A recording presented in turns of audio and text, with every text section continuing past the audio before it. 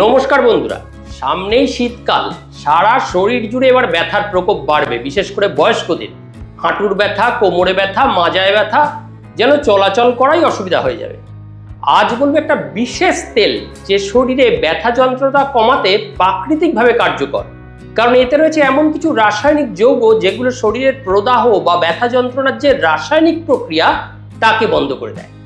এইবার এই তেলটা খাওয়াও যায়, গায়ে লাগানোও যায়, এবং এটা ব্যথা বেদনার যে ওষুধ, বিভিন্ন রকম পেইন কিলার, বয়সকালে যাদের প্রেশার আছে, সুগার আছে, এদের পক্ষে তো এগুলো ঘাতক। এগুলোর ডোজ বা এগুলোর ব্যবহার প্রায় না করার মতো অবস্থাতেই আপনাকে এনে দেবে। মানে এইটাতেই আপনি খুব সফলভাবে এই শীতকালে ব্যথা যন্ত্রণাগুলো এড়াতে পারবেন। তাহলে চলুন বুঝিয়ে বলি এই তেলটা কি। আর এই পর্বে যাওয়ার আগে নিজের পরিচয় পরে বলি, নমস্কার, আমি doctor Anupam Sinha, general physician, proctologist, lifestyle modifier, এই পর্বে আপনাদের হোস্ট। আর আপনারা দেখছেন আপনাদের নিজেদের YouTube channel doctor Anupam helpful.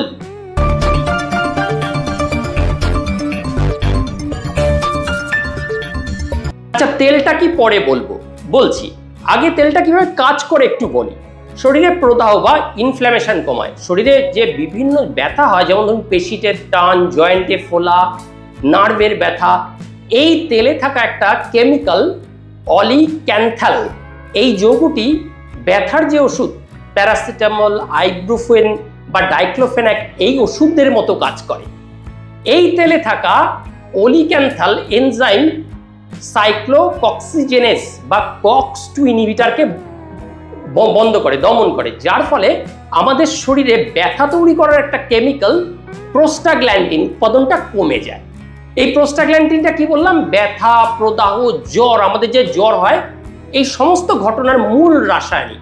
মানে এই হচ্ছে আসল কালপিট, শরীরে জ্বর, ব্যথা, যন্ত্রণা, ফোলাভাব তৈরি করা।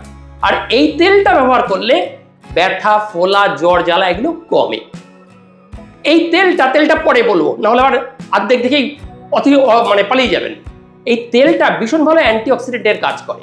এই তেলে প্রচুর পরিমাণে পলিফেনল, ভিটামিন ই থাকে, যা শরীরে ফ্রি র্যাডিক্যালের যে ধ্বংস সেটা বন্ধ করে। আর এই ফ্রি র্যাডিক্যালগুলো আপনার শরীরে কোষে সেলুলার ইনজুরি, কোনো রকম বাতক ব্যাধিতে ইন্ধন যোগানো, এগুলো করে। ফলে কোষ ও পেশিগুলো সুরক্ষিত থাকে, ব্যথা কমায়।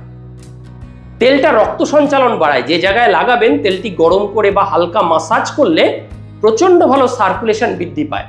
ফলে অতিরিক্ত পরিশ্রমে বা ব্যথা যন্ত্রণার ফলে শরীরে যে ওই জায়গাগুলোতে যেখানে ব্যথা হচ্ছে, যেখানে ল্যাকটিক অ্যাসিড জমে, যা ব্যথার মূল কারণ, সেটা দূর হয়। ফলে পেশিটা রিল্যাক্স হয়, পেশির ক্লান্তি কমে। বয়সকালে দেখবেন যারা বয়স্ক, আমাদের সিনিয়র সিটিজেন, জয়েন্টের ব্যথা, হাঁটুর ব্যথা, কোমরের ব্যথা, এগুলো লেগেই আছে। আর্থারাইটিসের ব্যথায় তারা কাবু। এই আর্থারাইটিসের বা হাড়ের যে ইনফ্ল্যামেশন, তাতেও যদি নিয়মিত এটা খানো, শরীরে যে প্রদাহের উদ্রেককারী কিছু সাইটোকাইন্স থাকে, বলছি সাইটোকাইন্সগুলো কি, সেগুলোকেও দমিয়ে রাখতে পারে, যার ফলে জয়েন্টের ব্যথা, ফোলাভাব কমে। নার্ভের ব্যথা ভীষণ কষ্ট হয়, পায়ে সায়াটিকার ব্যথা, কোমর থেকে একদম পায়ের পেছন বরাবর চললো পায়ের গোড়ালি অবধি। দেখা গেছে নার্ভের পেনে এই তেলের মধ্যে যে উপাদানটা আছে, সেই উপাদানগুলো এই যে নার্ভ যাকে উদ্দীপ্ত করে, যে ব্যথার কেমিক্যালগুলো, neuro inflammatory marker, TNF alpha বা IL-1D, এই নিউরো ইনফ্ল্যামেটরি মার্কারগুলো, ব্যথা উদ্বেগকারী কেমিক্যালগুলো শরীরে এই তেলটা তাদের কমিয়ে রাখতে পারে, দমিয়ে রাখতে পারে, যার ফলে স্নায়ুর ব্যথাও প্রশমিত হয়। তাহলে তেলটা কি?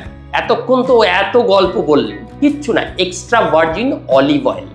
একটু দামি কিন্তু সহজলভ্য, অনেক দোকানে পাওয়া যায়। আমি কতগুলো লিঙ্কও দিয়ে দিলাম, অ্যামাজন, ফ্লিপকার্ট, অনলাইন প্ল্যাটফর্মও পেতে পারেন। এইবার বলি তেলটা কিভাবে ব্যবহার করবেন, খাওয়ার এবং লাগানো। ব্যবহারের পদ্ধতিটা আগে বলি। প্রথমেই ব্যবহারের পদ্ধতিটা যে বলবো, তাতে দু রকম মোড বলেছি, একটা অভ্যন্তরীণ সেবন, একটা বাহ্যিক সেবন। অভ্যন্তরীণ সেবন মানে খাওয়ার। যদি আপনারা খান, কিভাবে খাবেন? প্রতিদিন সকালবেলা 1 থেকে 2 চামচ এক্সট্রা ভার্জিন অলিভ অয়েল খালি পেটে খেয়ে নিন, কোনো অসুবিধা নেই।